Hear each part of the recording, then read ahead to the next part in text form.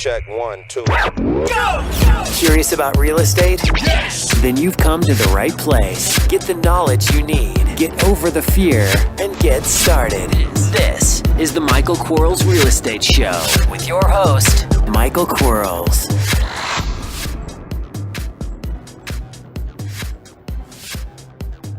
Hello, everybody. Michael Quarles with podcast number 71. I hope everybody had a great weekend this weekend. I sure did. Today's podcast is the 5 questions sent in by real estate investors like yourself who had a question, needed an answer. I can tell you the questions are getting a little bit harder, and I appreciate that. So I'm going to try my best. And remember, if you have a question, send it to support@bsffacademy.com. One more time, support@bsffacademy.com. Here we go. Question number 1. I've heard on several seller calls that Alex, Ryan, and eventually Gabriel repeat the questions that have already been answered by the seller, such as, what's the house worth? What do you want? Walk away with, etc. Why is that? Well, we know on the first inbound phone call, that's the fantasy land. That's like if I ask someone, what do they want for Christmas? And they're going to give me the fantasy land answer.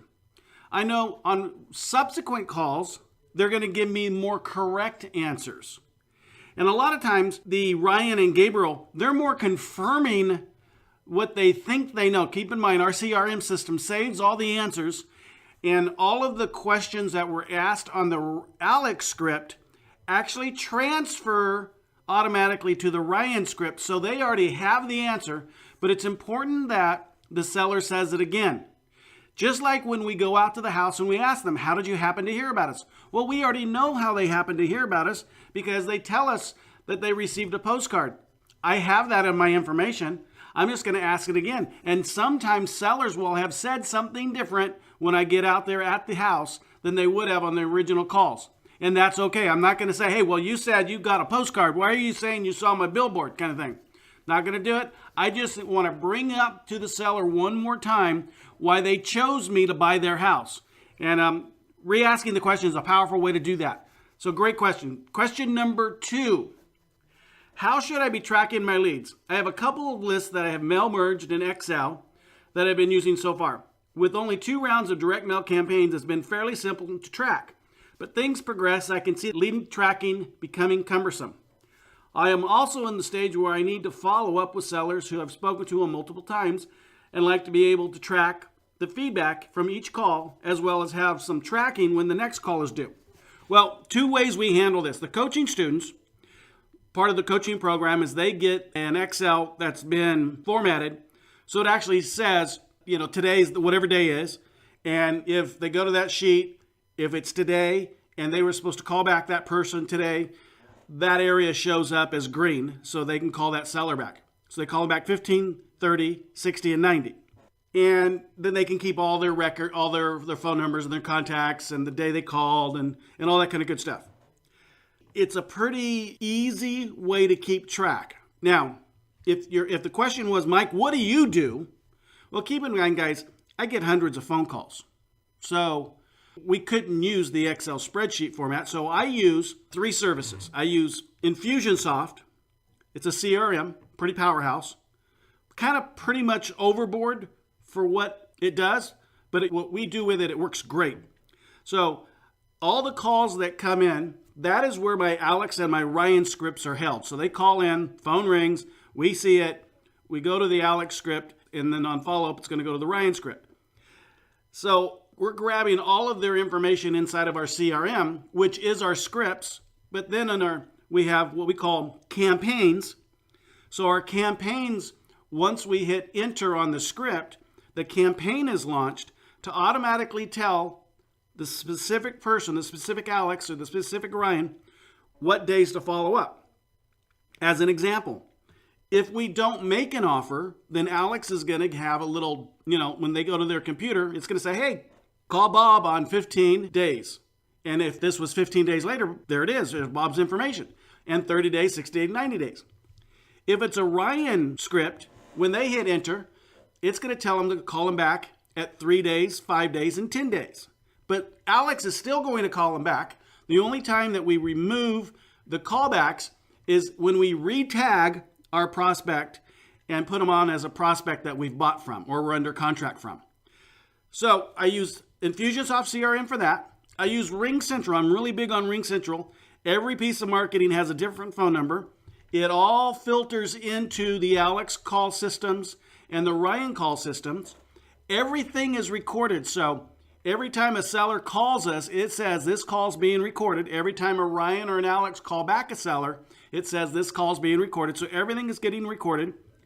It filters to Infusionsoft. So the recordings at Ring Central, we take it because we are building a contact inside of our Infusionsoft CRM.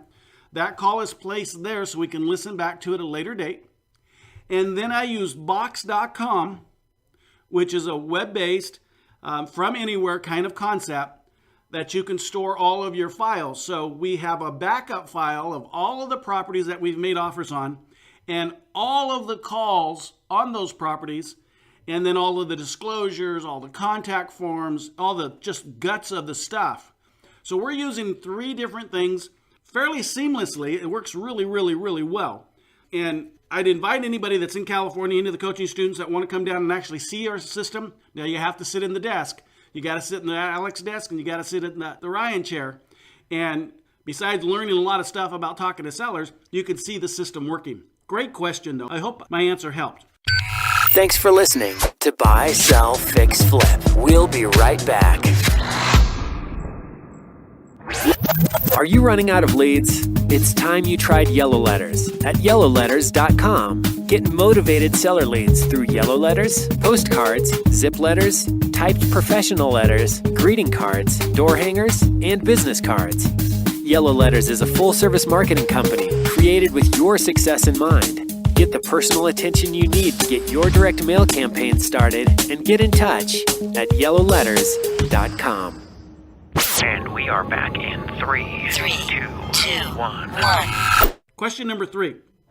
I just signed a contract to purchase a house for cash. Woo! Man, I like that.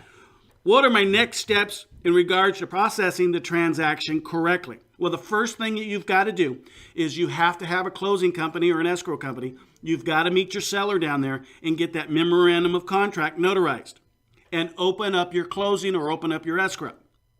The next thing you're going to want to do is you want to go out to the house and you're going to take a bunch of pictures, as many good pictures as you can.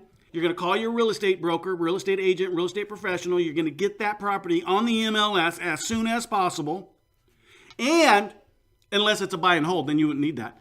But then if it's a buy and hold, I'd still call my real estate professional and get a backup CMA, comparative market analysis.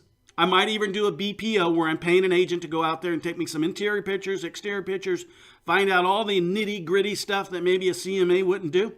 Cost you $100, worth $100. If you're a coaching student of mine, you better be sending me over the property fact sheet so we can go over the details and make sure we step the right direction and not backwards. But congratulations, that's exciting. Question number 4.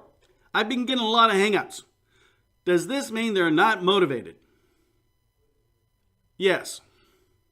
Unless someone calls 3 times during the same day kind of thing and hangs up.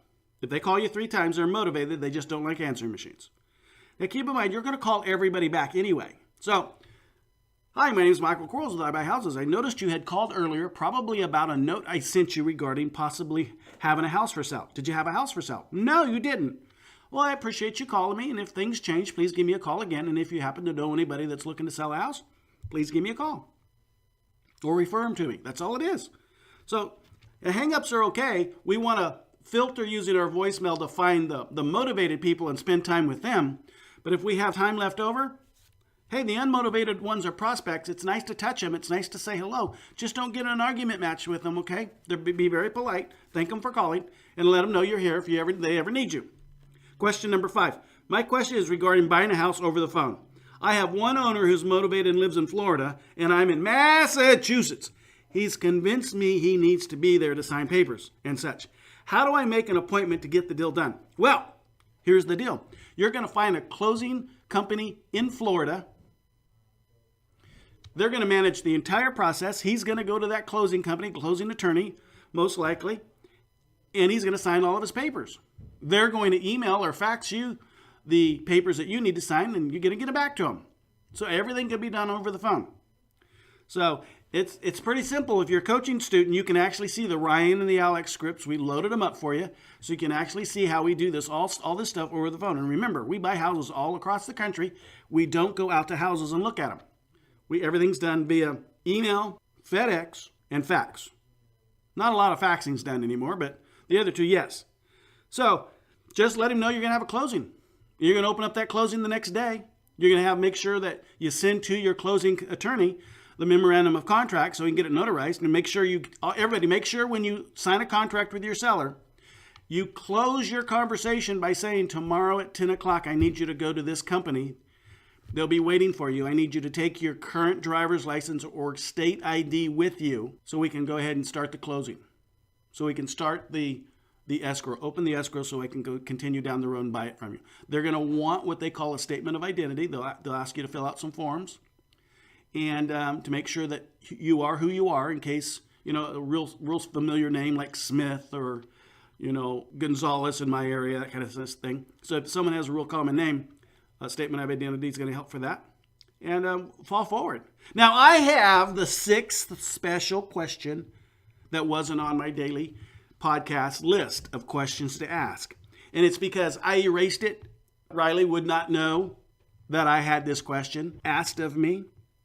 But I thought the question was so cute, so endearing, so charming, or so something, that I had to spend a second or two and actually explain why I do what I do.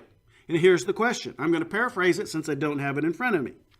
It says, Michael, when are you going to update your picture from the guy in the sunglasses to the guy you are today? Well, first of all, I actually still wear those same sunglasses. That was only taken 6 years ago. So it's only a 6-year-old picture. But here's why I still use it. That's the guy my wife met. Now, I'm a couple pounds heavier than that guy. I'm a couple years older or more than that guy. I look like that guy. That guy's me. That's who I am after the glasses. But I think it's a cool picture, and I want, anytime she goes to my podcast, I want her to see the guy she fell in love with. I mean, I think, she sees me. She doesn't get to see that guy very often. I just think it's a cool thing to have my wife being able to remember and reminisce and go, man, maybe she says, I wish my husband looked like that guy. But, I'm not too bad. But that's why I use it. So I appreciate the question, and maybe you guys thought that guy was me 15 years ago. No, 6 years ago. 6 years ago, and I thought it was a crazy question. Crazy and fun question. That's kind of a crazy question. Anyway, guys, I like this. I like helping you guys. I like answering your questions. Man, if you're thinking about coaching, I got to say, things are happening in our coaching, and I can't tell you how many more spots are going to be available, but things are happening. And if you're wanting in, it would be foolish of me not to forewarn you that it's getting to the point where the day's going to come when I can't have any more people in it, because there's those people that I've promised they'd help, and they're taking up my time, and I don't want to work 40 hours a day kind of thing. So if you're thinking about my coaching program, jump on board, get inside of it. The other thing is we've launched our forum, and I want to blow it out. It's not going to replace the forums that are out there. I mean, it wasn't meant for that. It's just meant for, man, I want to help you guys. And if you have a question, ask it. Other people will answer it. I'll try to answer it. My negotiators will answer it. People will get it answered for you. Just ask a question. If don't be shy.